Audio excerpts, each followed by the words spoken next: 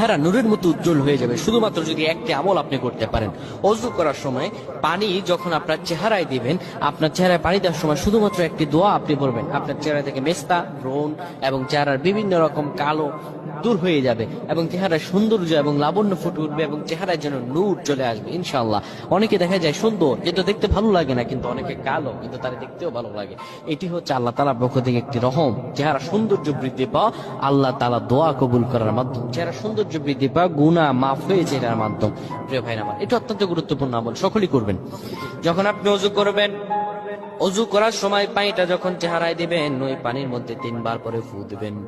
আল্লাহু নূরুস সামাওয়াতি ওয়াল আরদ, আল্লাহুম্মা ইগফিরলি, আল্লাহু নূরুস সামাওয়াতি ওয়াল আরদ, আল্লাহুম্মা ইগফিরলি। এই দোয়াটি 3 বার পরে সেই পানির মধ্যে ফু দিয়ে পানিটা চেহারার মধ্যে লাগাবেন। আমার আল্লাহ আপনার চেহারার মধ্যে লাবণ্য এবং সৌন্দর্য ফুটিয়ে দিবে। সুবহানাল্লাহ পড়েন।